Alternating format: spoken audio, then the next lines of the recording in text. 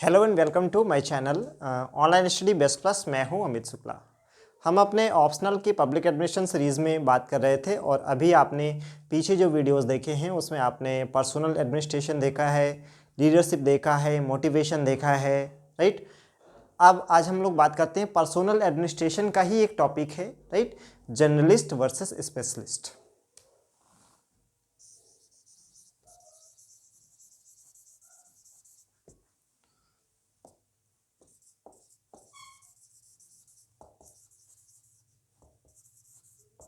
सामान्यज्ञ बनाम विशेषज्ञ।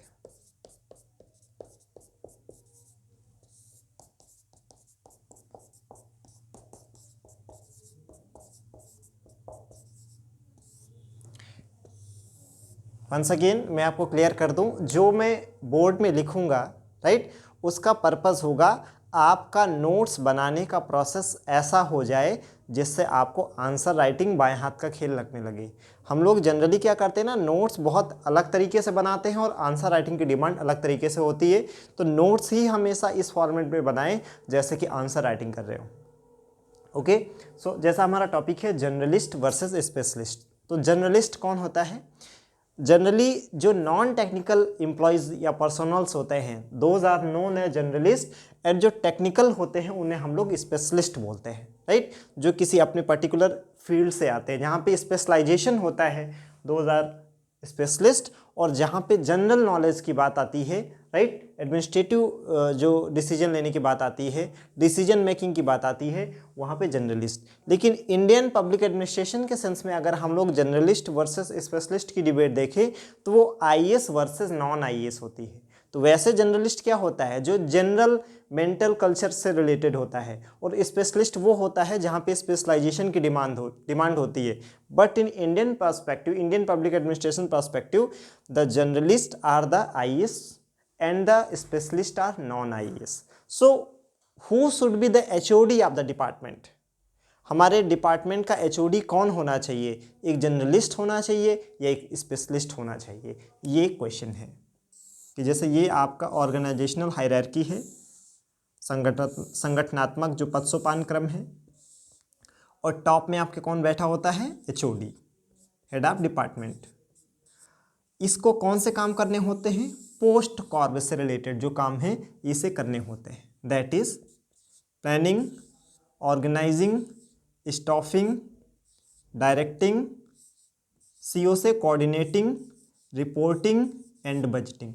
तो जितने पोस्ट कॉर्प से रिलेटेड काम होते हैं वो किसे करने होते हैं? एचओडी को। तो जो हायर लेवल पे अथॉरिटी होगी that will be known as HOD, and their task are known as post corp, that is planning, organising, staffing, directing, coordinating, reporting and budgeting. So who should be the HOD? ये generalist होना चाहिए या ये specialist होना चाहिए?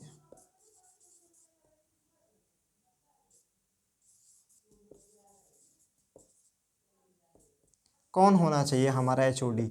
ये question है। तो इंडियन पब्लिक एडमिनिस्ट्रेशन में हम जर्नलिस्ट किसे बोलते हैं? जो आईएएस हैं वो जर्नलिस्ट हैं, और स्पेशलिस्ट कौन है? जो नॉन आईएएस हैं वो स्पेशलिस्ट हैं। कौन होना चाहिए ये? तो अब आप इसमें देखोगे इसका आंसर ये है कि कोई भी जो ऑर्गेनाइजेशन होता है,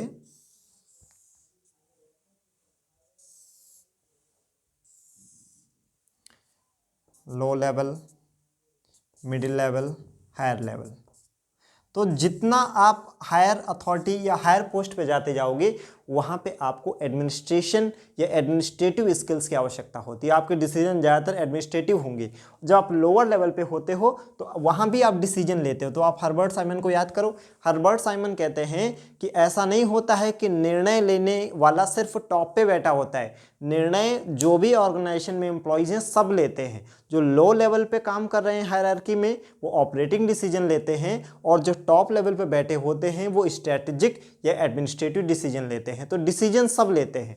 लो लेवल वाले पे अगर आप हायरार्की पे हैं तो ऑपरेटिंग डिसीजन लेंगे, और अगर ऊपर जाएंगे तो एडमिनिस्ट्रेटिव डिसीजन लेंगे, राइट। तो ये आपका हो जाएगा एडमिनिस्ट्रेटिव, एडमिनिस्ट्रेटिव, एडमिनिस्ट्रेटिव और ये आपका हो जाएगा टेक्निकल, ये हो जाएगा इंटरपर्सनल। ऐसा नहीं होता है कि दोनों में कोई इस तरह का डिफरेंस होता है, ठीक है। तो देखो, जैसे जैसे आप किसी ऑर्गेनाइजेशन की टॉप हायरार्की पे पहुंचते जाते हैं तो आपका जो डिसीजन मेकिंग प्रोसेस होगा it is more administrative and less technical, right. तो इसीलिए आप क्या देख रहे हो, जैसे जैसे एडमिनिस्ट्रेटिव जो आपका एरो ऊपर जा रहा है तो टेक्निकल वाला क्या आ रहा है, नीचे आ रहा है, ठीक है ना। तो ये दो डायग्राम के थ्रू हमने समझ लिया कि जनरलिस्ट वर्सेस स्पेशलिस्ट क्या है। तो आप क्या देखोगे कि जो जनरलिस्ट होता है जिसे डिसीजन मेक, जो एचओडी होता है जिसे डिसीजन लेना होता है, तो टॉप लेवल पे अथॉरिटी जो होती है उसका मेन काम ज़्यादातर एडमिनिस्ट्रेटिव ही होता है, जिसका मेन काम स्ट्रैटेजिक और क्रूशियल डिसीजन लेना है। तो जनरलिस्ट डिसीजन मेकिंग प्रोसेस का स्पेशलिस्ट ही है।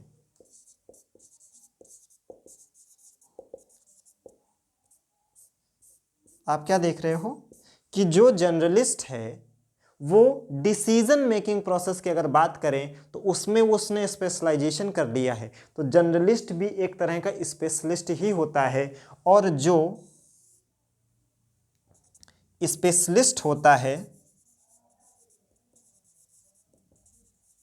अगर हम लोग डायरेक्टोरेट की बात करें तो वो एचओडी बनता है। तो वो वहाँ पे उससे भी टेक्निकल डिसीजन हमेशा नहीं लेना होता है।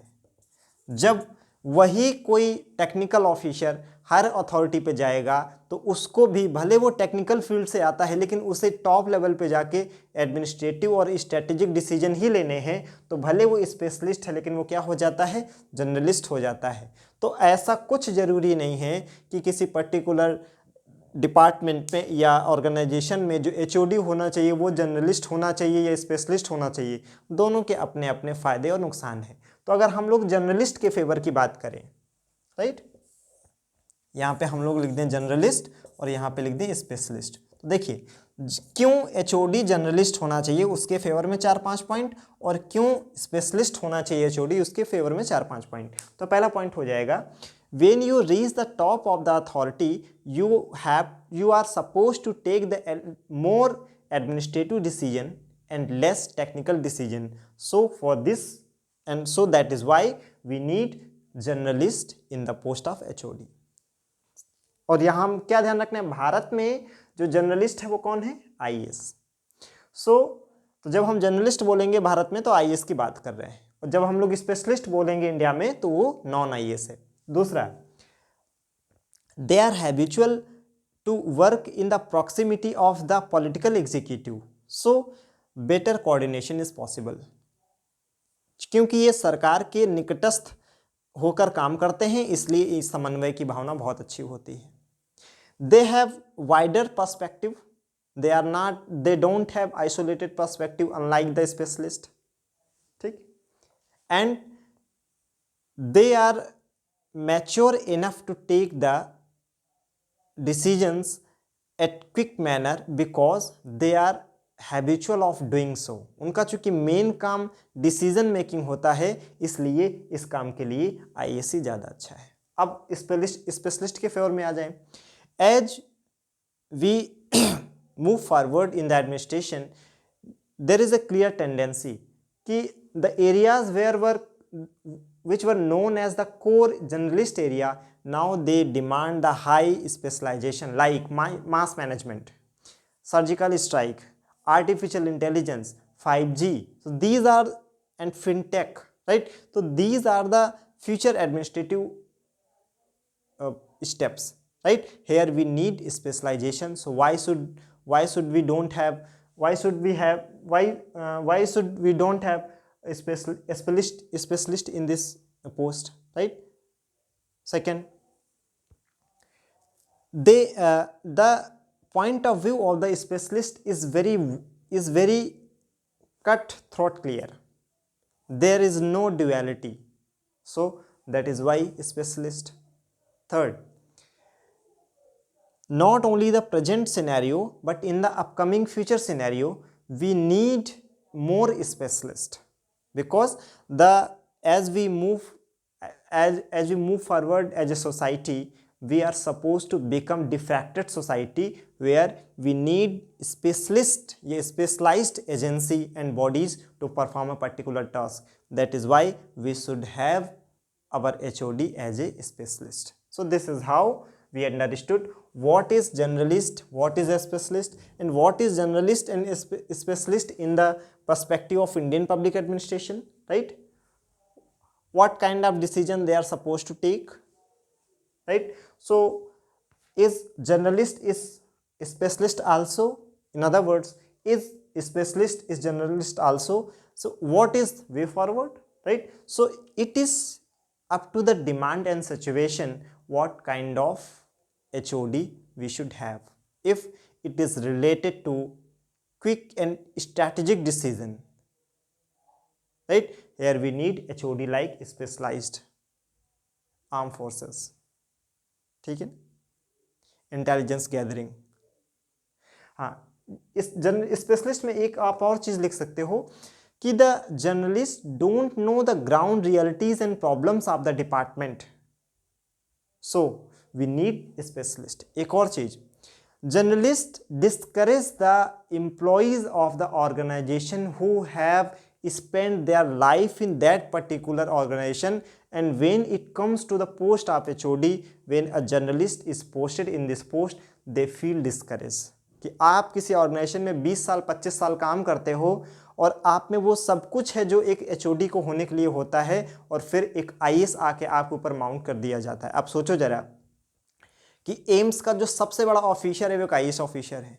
एक डॉक्टर को नहीं होना चाहिए जिसने लाखों लोगों को ट्रीट किया है, उस एरिया की वो ग्राउंड रियलिटीज़ को जानता है, लेकिन उसका टॉप में कौन बैठा होगा? IAS बैठा होगा। तो कहीं ना कहीं उस ऑर्गेनाइजेशन में काम करने वाले लोगों को ये डिस्करेज करता है कि हमने जिस ऑर्गेनाइजेशन के लिए इतना समय दिया, अपना डेडिकेटेड होकर काम किया, जब HOD की बात आई तो एक IAS को हमारे ऊपर बिठा दिया गया। एक इंजीनियरिंग का कोई डिपार्टमेंट है, उसके टॉप में कौन बैठा होगा? एक सेक्रेटरी बैठा होगा, that will B IAS officer. और आप देखोगे कि ये जो HOD के रूप में IAS बिठाए जाते हैं, कई बार ये उनकी इनएफिशिएंसी के लिए बहुत जिम्मेदार होते हैं। इसरो, जहाँ पे ज़्यादा से ज़्यादा स्पेशलिस्ट हैं, आज आप देखें कि दुनिया में भारतीय जो स्पेस एजेंसी इसरो है, उसका कितना बड़ा मुकाम है, और आप दूसरे जो गवर्नमेंट डिपार्टमेंट्स हैं उनकी हालत देख लें तो ये भी क्लियर है इसरो की सफलता से कि जहाँ स्पेशलिस्ट ज़्यादा होंगे, जहाँ स्पेशलाइजेशन को ज़्यादा तवज्जो मिलेगा, वो फ्लोरिश करेगा, और जहाँ पे जर्नलिस्ट ज़्यादा होंगे वहाँ पे क्या होगा? वो उनमें रेड टेपिज्म होगा, उनमें रेजिस्टेंस टू चेंज होगा, दे लाइक स्टेटस को, यथास्थिति को पसंद करते हैं, बदलाव उन्हें पसंद नहीं है, they don't like innovation, they don't want to change themselves, right? So the time we will face in coming days will need more HOD from the specialist. So this is how you should complete your conclusion. So I hope आपको ये समझ आया होगा, right? मैंने उतना ही लिखा है जितना नोट्स बनाने में आपको यूज होना चाहिए, राइट? अगर ये आपको पसंद आया है, लाइक करें, शेयर करें, सब्सक्राइब करें। अगर पब्लिक एडमिनिस्ट्रेशन आप पर्सनली मुझसे पढ़ना चाहते हैं, देन आप इस नंबर पे मुझे कॉन्टैक्ट कर सकते हैं।